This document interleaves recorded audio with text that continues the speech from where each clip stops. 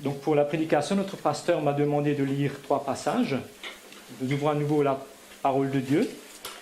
Le premier passage est dans l'évangile de Jean, au chapitre 8. Pour ceux qui ont Ésaïe 55, c'est la page 814. Donc évangile de Jean, chapitre 8, ce seront les versets 21 jusqu'à la fin du chapitre.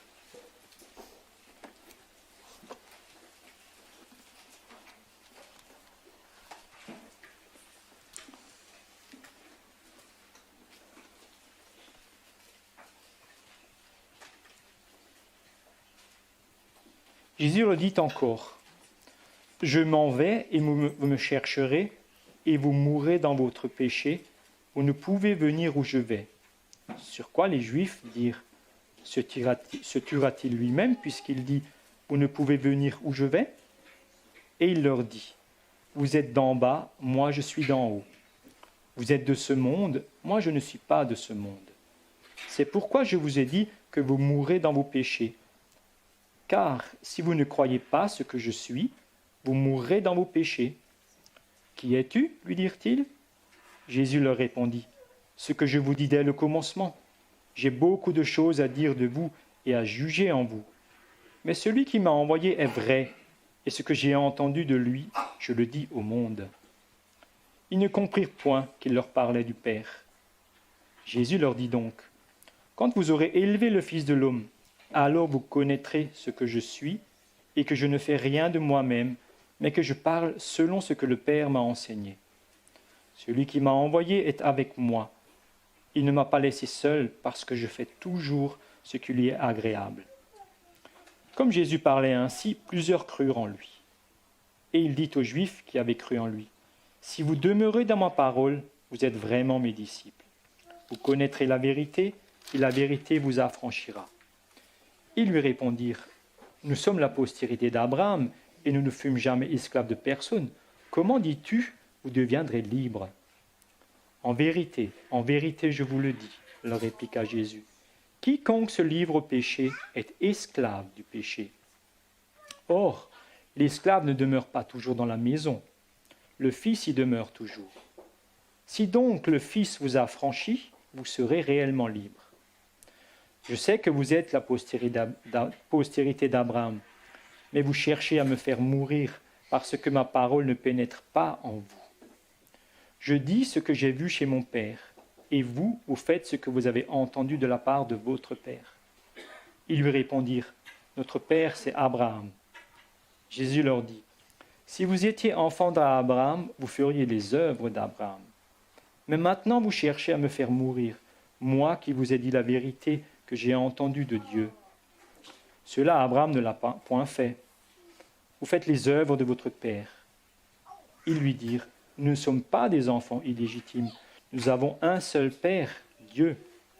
Jésus leur dit, si Dieu était votre Père, vous m'aimeriez, car c'est de Dieu que je suis sorti et que je viens. Je ne suis pas venu de moi-même, mais c'est lui qui m'a envoyé. Pourquoi ne comprenez-vous pas mon langage? Parce que vous ne pouvez écouter ma parole. Vous avez pour père le diable, et vous voulez accomplir les désirs de votre père. Il a été meurtri dès le commencement, et il ne se tient pas dans la vérité, parce qu'il n'y a pas de vérité en lui. Lorsqu'il profère le mensonge, il parle de son propre fond, car il est menteur et le père du mensonge. Et moi, parce que je dis la vérité, vous ne me croyez pas. Qui de vous me convaincra de péché? Si je dis la vérité, pourquoi ne me croyez-vous pas? Celui qui est de Dieu écoute les paroles de Dieu. Vous n'écoutez pas parce que vous n'êtes pas de Dieu. Les Juifs lui répondirent, n'avons-nous pas raison de dire que tu es un Samaritain et que tu as un démon? Jésus répliqua, je n'ai point de démon, mais j'honore mon Père et vous m'outragez. Je ne cherche point ma gloire, il en est un qui la cherche et qui juge. En vérité, je vous le dis, si quelqu'un garde ma parole, il ne verra jamais la mort. Maintenant, lui dirent les Juifs, nous savons que tu as un démon. Abraham est mort, les prophètes aussi, et tu dis, si quelqu'un garde ma parole, il ne verra jamais la mort. Es-tu plus grand que notre père Abraham qui est mort? Les prophètes aussi sont morts. Qui prétends-tu être? Jésus répondit, « Si je me glorifie moi-même, ma gloire n'est rien. C'est mon Père qui me glorifie, lui que vous dites être votre Dieu et que vous ne connaissez pas. Pour moi, je le connais. Et si je disais que je ne le connaissais pas, je serais semblable à vous, un menteur. Mais je le connais et je garde sa parole. Abraham, votre père, a tressailli de joie de ce qu'il verrait mon jour. Il l'a vu et il s'est réjoui. Les Juifs lui dirent, « Tu n'as pas encore 50 ans et tu as vu Abraham ?» Jésus leur dit, « en vérité, je vous le dis. Abraham, avant qu'Abraham fût, je suis. » Là-dessus, ils prirent des pierres pour les jeter contre lui. Mais Jésus se cacha et il sortit du temple. Et une deuxième lecture dans Ésaïe 43. Ésaïe 43, et c'est la page 548 sur la Bible Ésaïe. 548, Ésaïe 43, les versets 5 à 13.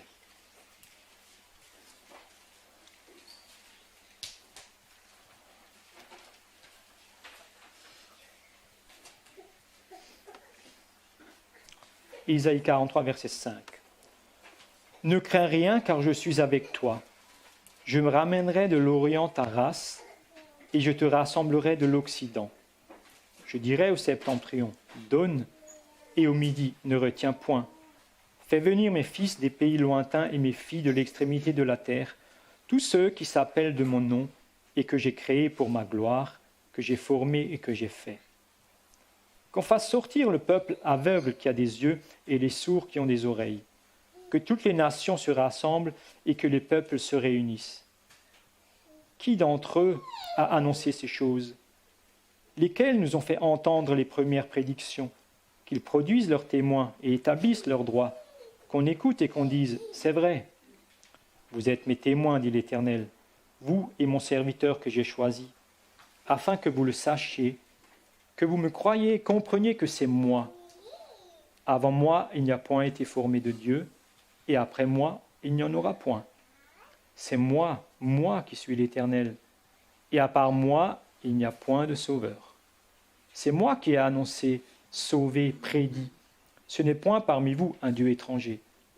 Vous êtes mes témoins, dit l'Éternel, c'est moi qui suis Dieu. Je le suis dès le commencement, et nul ne délivre de ma main. J'agirai, qui s'y opposera? Et une dernière lecture dans le livre de l'Exode, c'est la page 42, dans la Bible Ésaïe, page 42, et Exode au chapitre 3, les versets 7 à 15.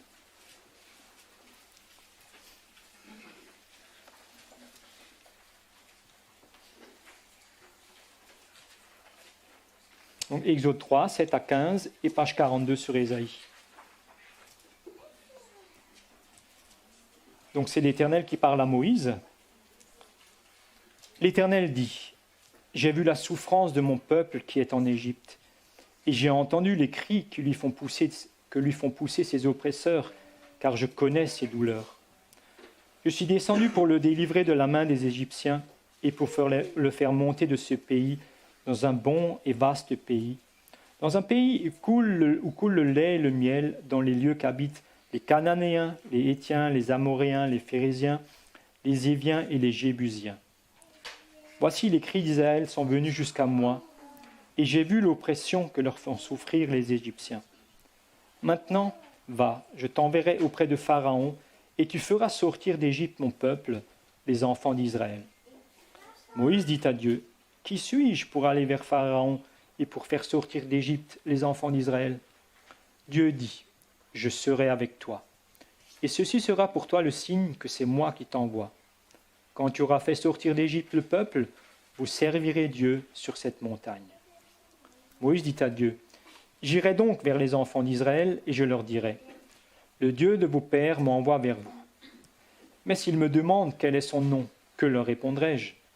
Dieu dit à Moïse, « Je suis celui qui suis. » Et il ajouta, « C'est ainsi que tu répondras aux enfants d'Israël. Celui qui s'appelle « Je suis » m'a envoyé vers vous. » Dieu dit encore à Moïse, « Tu parleras ainsi aux enfants d'Israël. L'Éternel, le Dieu de vos pères, le Dieu d'Abraham, le Dieu d'Isaac et le Dieu de Jacob m'envoie vers vous. Voilà mon nom pour l'éternité. Voilà mon nom de génération en génération. Et je laisse toute la place à notre pasteur Valentin Mazur pour la prédication. Et les enfants peuvent aller à l'école le dimanche.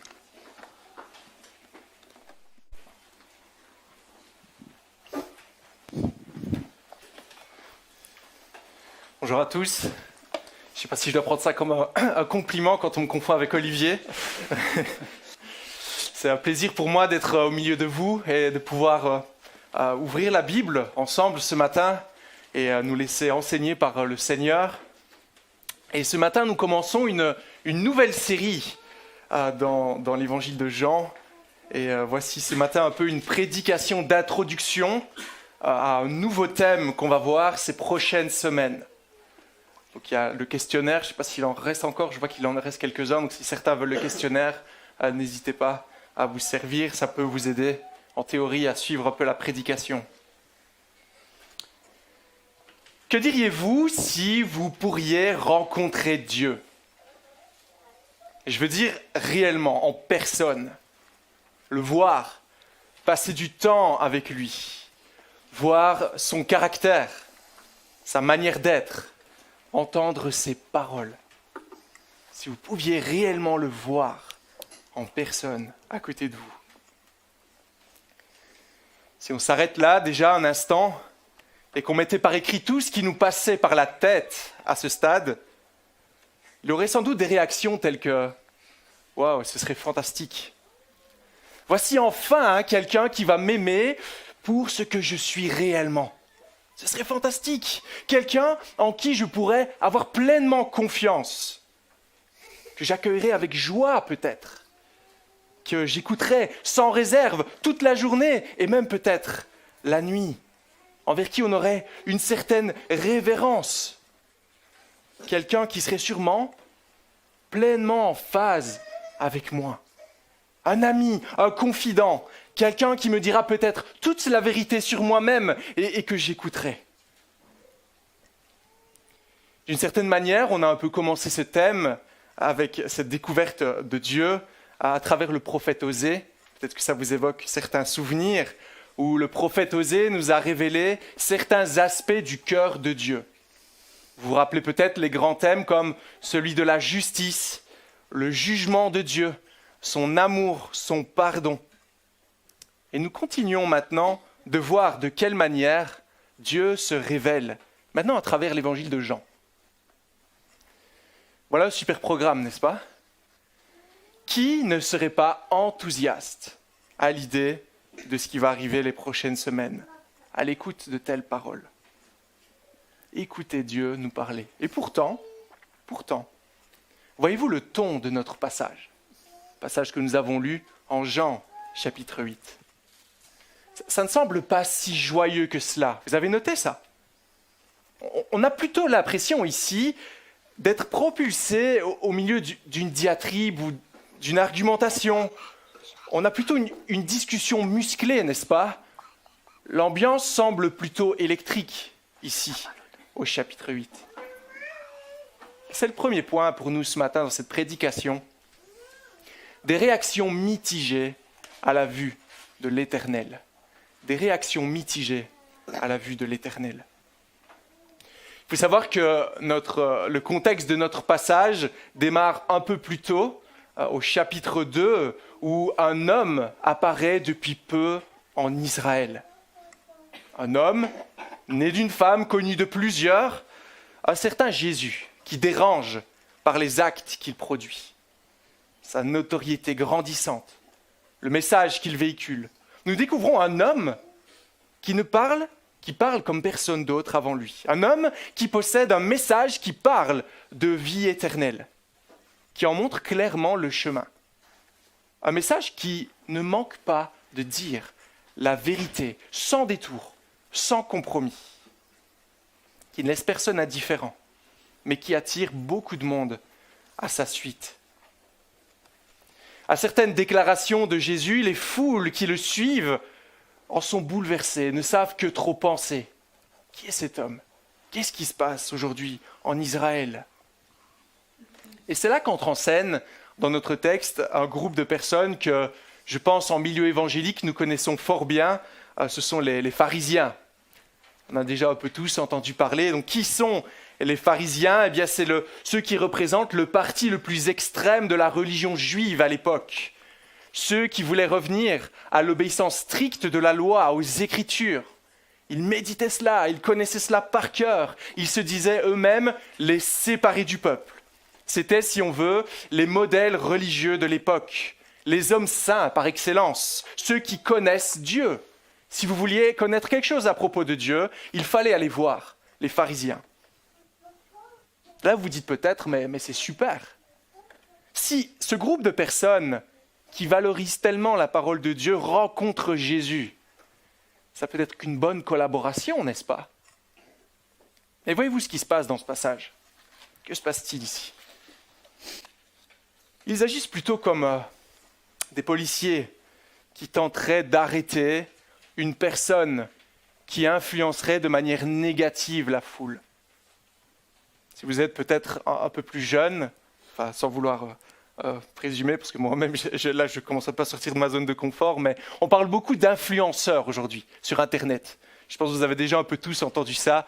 Les influenceurs, moi je ne sais pas trop en quoi ça consiste, mais apparemment, ce sont des personnes assez influentes qui sont suivies par de nombreuses personnes, particulièrement sur Internet, et qui peuvent vraiment montrer certaines choses, avoir une certaine direction. Enfin voilà, vous voyez que dans mon explication, c'est assez vague. Mais ce sont vraiment des personnes qui peuvent influencer, aider les gens à prendre une direction. D'autres vont chercher à les imiter, etc., etc. Ils rassemblent souvent de grands nombres de personnes et communiquent certaines idées, certaines informations.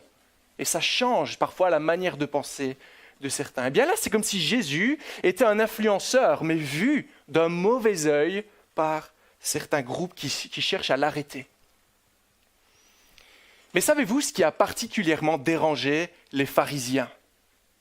On voit c'est pas clair, il y a un peu une lutte entre les deux, mais qu'est-ce qui se passe? Et bien, il faut revenir juste un chapitre avant, chapitre 7, au verset 31.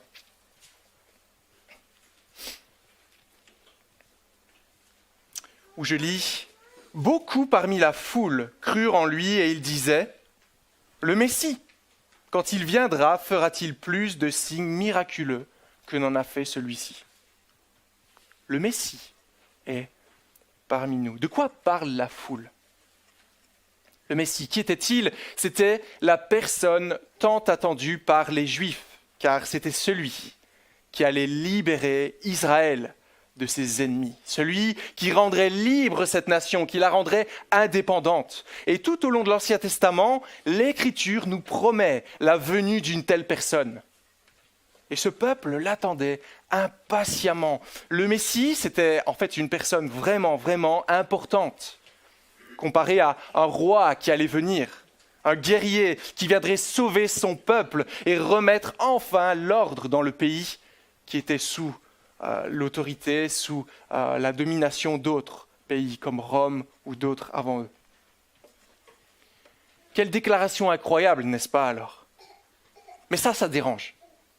Et découlant de cela, nous retrouvons ce discours entre Jésus, cet homme étrange qui ne laisse personne indifférent, et les pharisiens de l'autre côté. Et ce qui est particulier avec cet évangile de Jean, c'est que notre passage ce matin, dans ce texte, Jésus va révéler toujours plus son identité, sa mission. Il va faire cela clairement, sans détour. Raison pour laquelle je commence cette série un peu ici, au chapitre 8, et on va parcourir après différents textes tout au long des prochaines semaines. C'est ça ce texte va former un peu la base de toute cette série de prédications. Voyez ce qu'il dit dès le début de cette altercation, verset 23. Jésus leur dit « Vous êtes d'en bas, moi je suis d'en haut. Vous êtes de ce monde, moi je ne suis pas de ce monde. » Voyez à quel point Jésus marque une différence nette entre sa personne et le reste de l'humanité. Il n'y a rien en commun entre vous et moi. Nous sommes totalement opposés. C'est ce que Jésus dit ici d'entrée de jeu. Mais alors la question logique, et d'où viens-tu alors Jésus? Si tu n'es pas d'ici, quelle est cette différence entre nous? Qu'est-ce que ça change? À cela, Jésus répond au verset 42. C'est de Dieu que je suis sorti, et c'est de sa part que je viens. Jésus dit dans ce texte de manière claire à quel royaume il appartient. Et voici juste quelques implications de l'origine de Jésus. Il nous dit que lui seul peut apporter la vérité. Car, verset 28, il nous dit « Je parle selon ce que le Père m'a enseigné ». Jésus vient de Dieu le Père et donc connaît exactement ses paroles. Son devoir, sa mission en venant sur terre, c'est de parler de ce qu'il a entendu de celui qui l'a envoyé. Comme un peu un prophète. On l'a vu, le prophète Osée disait les paroles de Dieu telles qu'elles étaient. Ensuite, parce qu'il vient de Dieu, parle de sa part, il nous dit que lui seul peut rendre libre. Verset 32. Vous connaîtrez la vérité, vérité que Jésus nous dit de la part de Dieu, et la vérité vous rendra libre. Les paroles de Jésus, selon lui, ont un rôle de libérer ceux qui l'entendent. Mais Jésus va encore plus loin. Et il affirme au verset 36, « Si donc le Fils vous libère, vous serez réellement libre. » Avez-vous noté ce qui est particulier quand Jésus nous parle de lui, de son origine? Un phénomène un peu étrange. Plus Jésus va se révéler, montrer qui il est, plus la condition de l'homme va également être mise en lumière.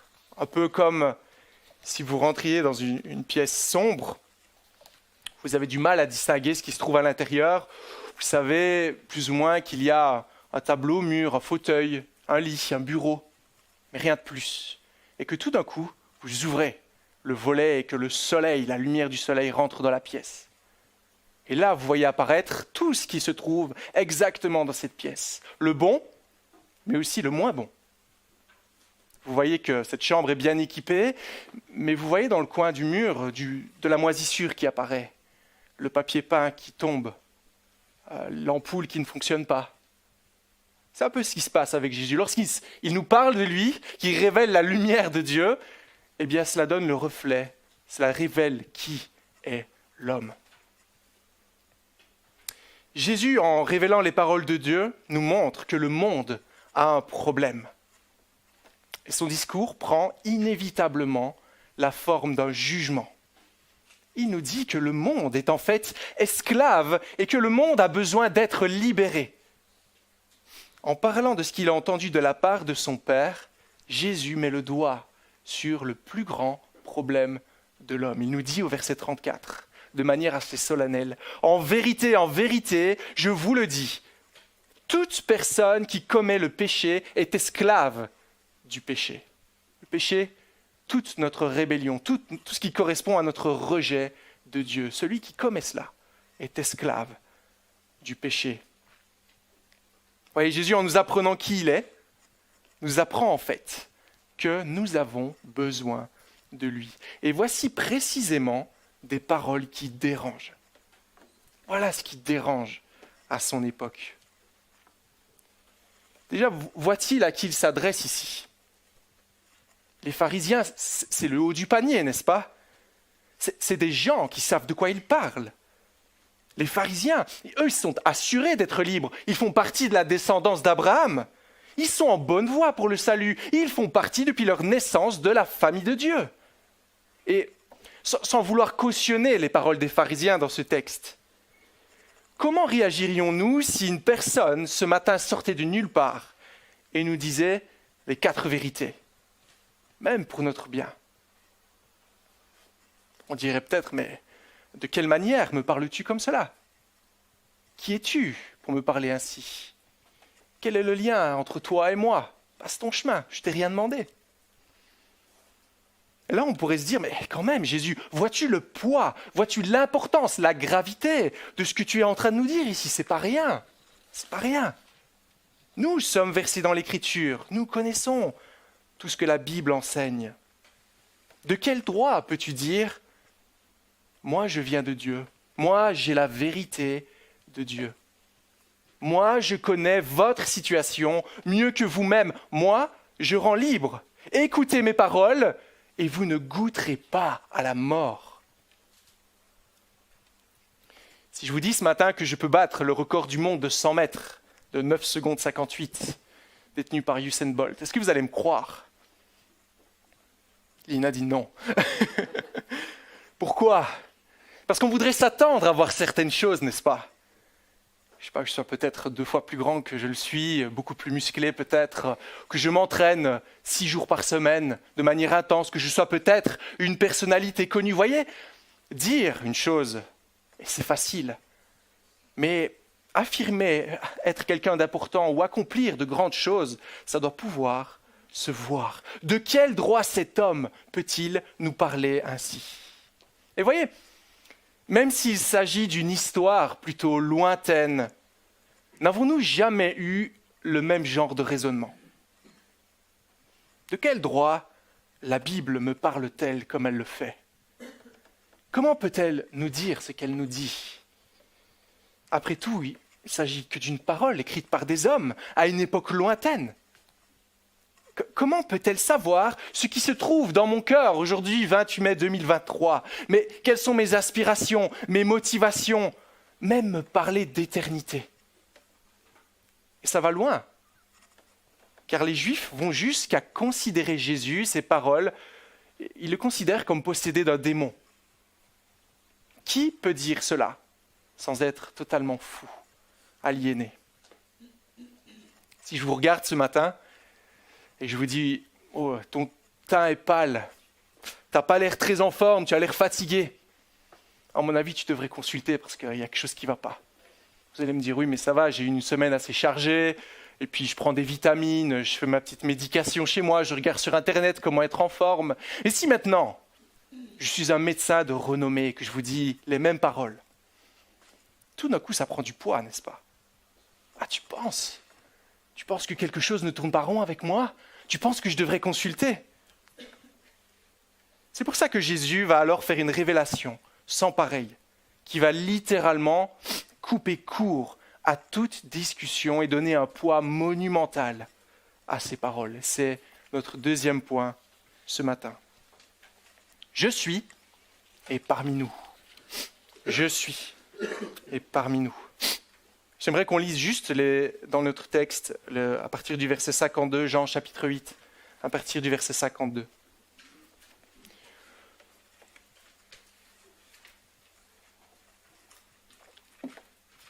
Maintenant, lui dirent les Juifs, nous savons que tu as un démon. Abraham est mort, les prophètes aussi. Et toi, tu dis, si quelqu'un garde ma parole, il ne mourra jamais. Serais-tu plus grand que notre père Abraham qui est mort? Les prophètes aussi sont morts. Pour qui te prends-tu donc? Jésus répondit, si je me rends gloire à moi-même, ma gloire ne vaut rien. Cependant, c'est mon Père qui me rend gloire. Lui que vous présentez comme votre Dieu, alors que vous ne le connaissez pas. Moi, je le connais. Et si je disais que je ne le connais pas, je serais comme vous, un menteur. Mais je le connais et je garde sa parole. Votre ancêtre Abraham a été rempli de joie à la pensée de voir mon jour, et il l'a vu et il s'est réjoui. Les Juifs lui dirent, « Tu n'as pas encore 50 ans et tu as vu Abraham ?» Jésus leur dit, en vérité, je vous le dis, avant qu'Abraham soit né, je suis. Là-dessus, ils prirent des pierres pour les jeter contre lui. Mais Jésus se cacha et sortit du temple. Que se passe-t-il ici? À 2 reprises, déjà, il leur a parlé de cela, cette expression « je suis ». Mais ils n'ont pas compris. Ce n'était pas clair pour eux dans leur esprit.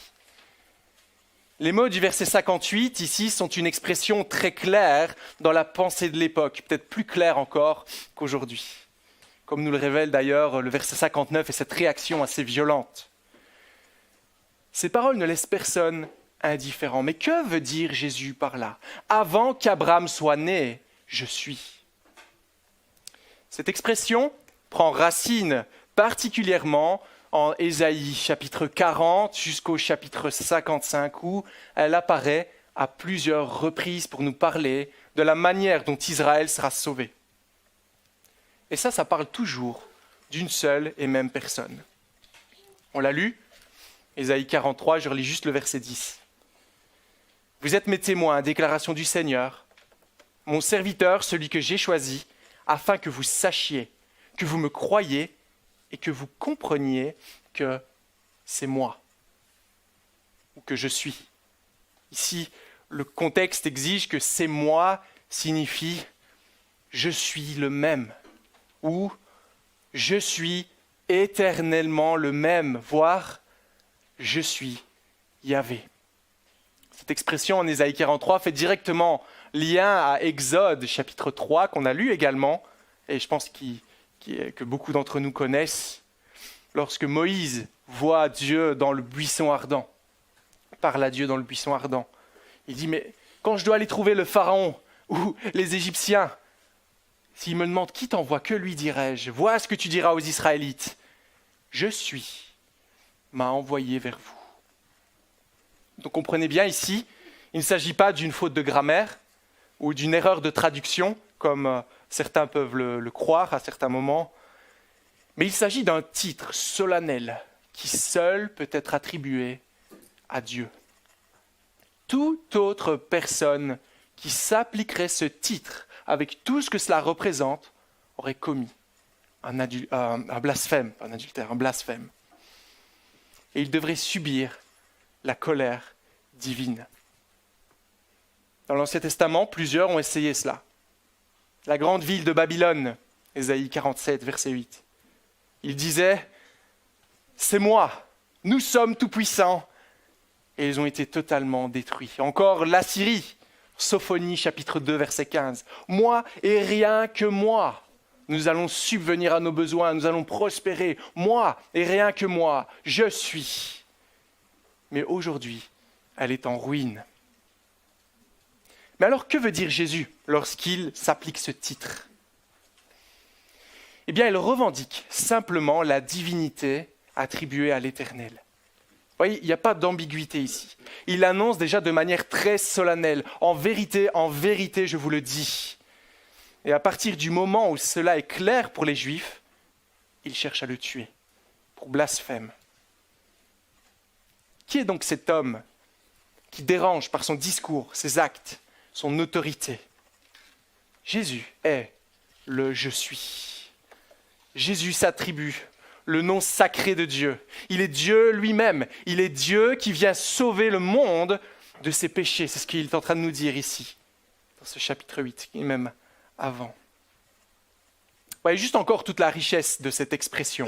En disant « je suis » plutôt que « j'étais », lorsqu'il parle au verset 58, Jésus véhicule non seulement l'idée d'une existence antérieure à Abraham, il vivait avant, mais également l'idée de l'intemporel, à savoir la nature même de Dieu.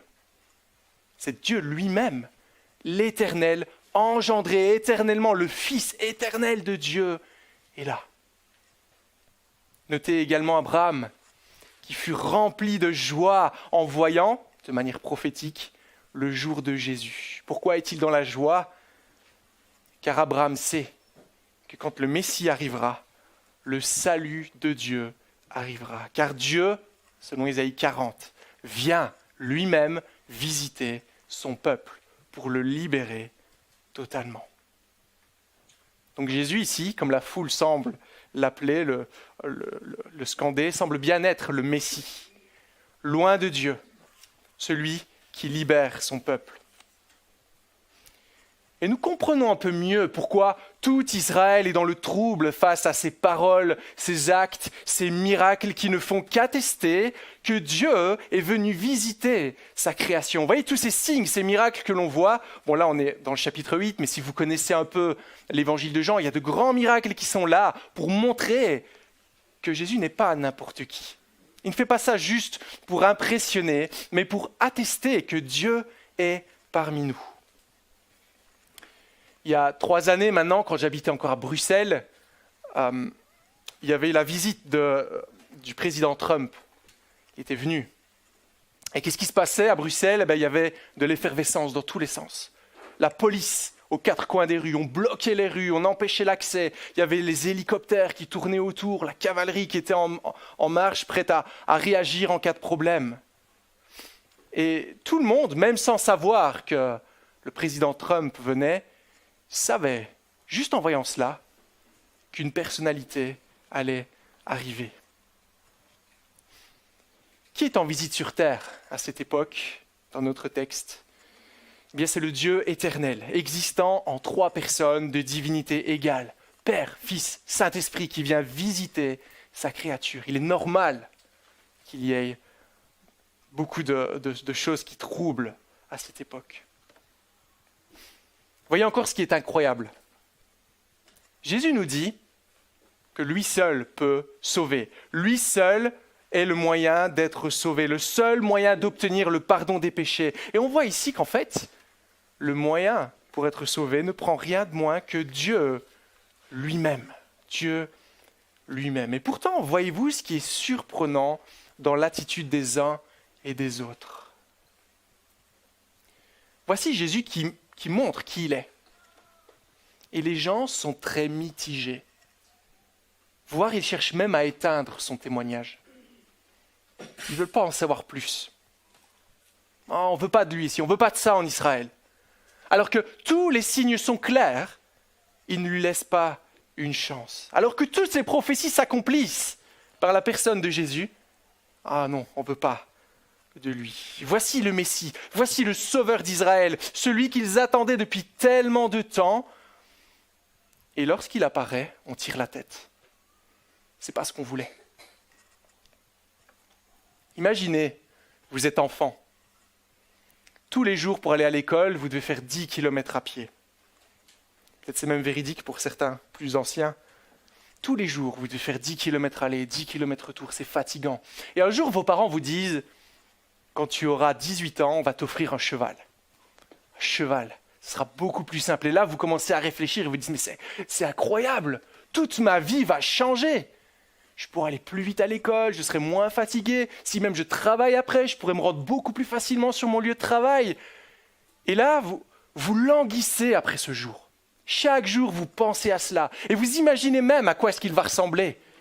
Ah, il sera peut-être grand, ce sera un cheval noir, il sera peut-être beau, fier cheval, bien fort. Et là, le jour de vos 18 ans arrive. Et là, vous êtes tout excité, vous vous réveillez. Vous cherchez partout, où est ce cheval? Vous sortez dans la cour et vous ne voyez rien. Et tout d'un coup, vous voyez garée à l'entrée de votre maison une magnifique voiture décapotable. Magnifique. Avec un grand nœud dessus. Bon anniversaire écrit dessus. Là, vous approchez, vous voyez une lettre, vous l'ouvrez. Il y a l'assurance payée à vie, la carte essence et la clé. Et il est mis bon anniversaire mon fils, fais-en bon usage. Et là, tout d'un coup, vous avez des larmes qui commencent à couler de vos joues, sur vos joues. Et ce ne sont pas des larmes de joie, mais des larmes de tristesse. Ce que vous dites en refermant la carte, il est où le cheval? Il est où? C'est pas ce qu'on m'avait dit. Et vous repartez, tout triste, à pied. Israël a attendu durant de nombreuses années un sauveur pour être libéré de leur esclavage romain. Lorsque ce moment arrive, il ne s'agit pas d'un sauveur comme dans le livre des juges, un homme qui vient, un roi, mais il s'agit de celui qui vient sauver le monde du pire péché, du pire problème, notre péché, pardon. Il s'agit de celui qui libère réellement. C'est là le discours de Jésus qui déplaît tant aux pharisiens. On ne veut pas de ça ici. Ils ne veulent pas de quelqu'un qui montre quel est le réel problème de leur cœur. Ils veulent juste être débarrassés de leurs ennemis. Ils ne veulent pas de quelqu'un qui dise « Moi, je connais ton cœur. Je sais que tu es pécheur. Je sais que tu as besoin de moi. » Plus encore, qu'il ne s'agit pas d'un simple homme, mais de Dieu lui-même, votre Créateur, qui vient à votre rencontre par amour pour vous sauver la vie. Ça nous conduit à notre troisième et dernier point ce matin. Qu'allons-nous faire de Jésus? Alors, qu'allons-nous faire de Jésus? La vie dans un monde déchu abonde en occasions manquées, regrets personnels.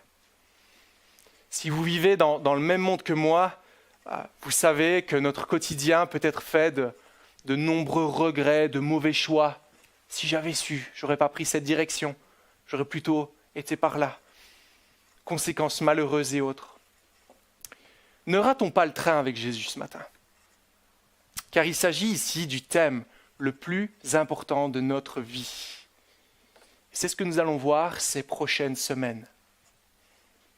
À travers cette expression, ce titre, « Je suis », Jésus va à plusieurs reprises nous parler de qui il est et de ce qu'il fait à plusieurs moments dans l'évangile de Jean. Il va nous dire « Je suis le pain de vie, je suis la lumière du monde, je suis la porte, je suis le bon berger, je suis la résurrection et la vie, le seul chemin, je suis le vrai cep. » Tous ces « je suis » pour nous montrer que nous avons tout en lui. La sécurité, l'abondance, l'assurance, le bon chemin, le fruit, l'éternité. Mais allons-nous en vouloir ? Allons-nous en vouloir ?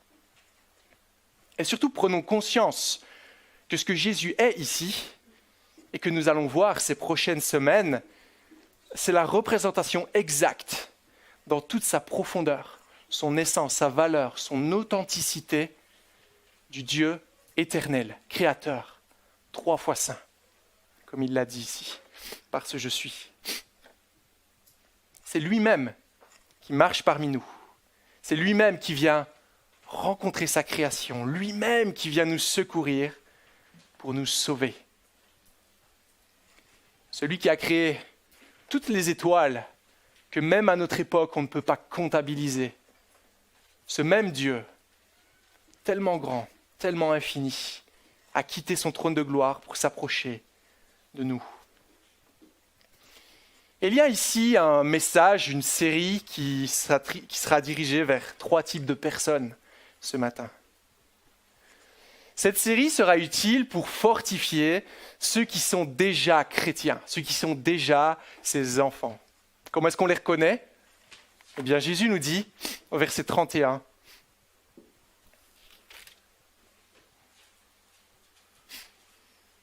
Si vous demeurez dans ma parole, vous êtes vraiment mes disciples.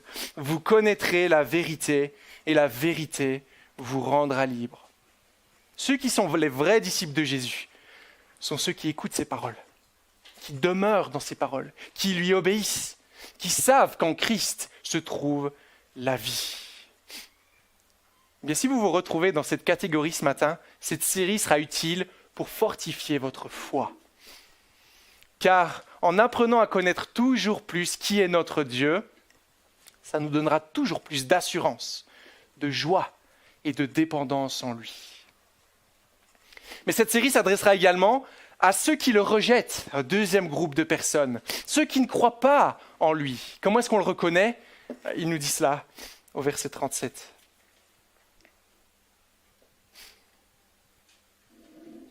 « Je sais que vous êtes les descendants d'Abraham, pourtant vous cherchez à me faire mourir, parce que ma parole ne pénètre pas en vous. Ma parole ne pénètre pas en vous. » Ceux qui s'opposent à Christ sont ceux qui ne gardent pas sa parole, ceux qui le traitent de menteur, ceux qui le rejettent, que ce soit par leurs actes ou en parole. Ceux qui, comme la foule ou les pharisiens, sont sceptiques. Si vous faites partie de ce groupe ce matin, sachez que vous avez l'opportunité ces prochaines semaines de pouvoir, entre guillemets, côtoyer le Christ et son œuvre. Et sachez que ça peut transformer votre vie à jamais. Finalement, cette série s'adresse à ceux qui pensent être au Seigneur, mais qui ne le sont pas. Ceux qui trompent leur propre cœur par de faux raisonnements. Comment est-ce qu'on les reconnaît ? À l'image des pharisiens, verset 33.